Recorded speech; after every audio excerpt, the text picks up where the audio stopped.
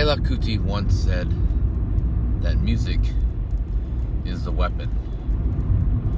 And he also said that music is the highest of professions. And if you think about it, you have the point. I know there are a lot of girls out there that love to date doctors, but when it comes down to it, a lot of girls would leave their doctors for musicians. A big reason why I decided to make this podcast is because I started to release some of my music, and my music has a tendency to be on the dark side.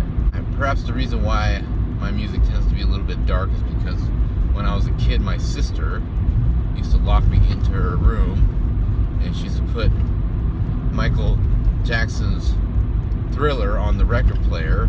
Pretty scary stuff for a 4-year-old to listen to, especially when it's on repeat.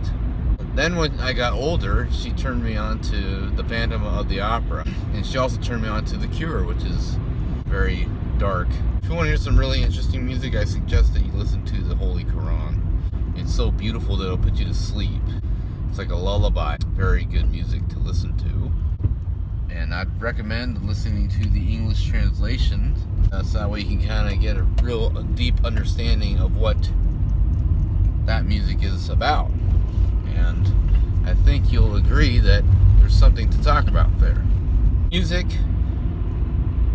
is a very powerful art form. When I was a kid growing up in the 90s, there's no question how powerful gangster rap was amongst the youth all over the world. You see people dressing and acting like they're gangsters from Compton, California. DJ Quick even has a song, It's Like Compton, in which he raps about how people, cities all over America and the world are trying to be like Compton, because it's quite obvious where they got that idea from in the first place, watching MTV back in the day. Some of the hardest gangsters I've ever met were the wannabe gangsters from the east side of Seattle. If you've ever been to the east side of Seattle, you know that there's no reason for kids to act like they're gangsters from Compton, California. At least Compton, California is known for having gangsters. Compton is an impoverished city, and therefore it makes sense why gangs come to fruition. There's no question that the music from Compton, California really influenced a lot of people around the world.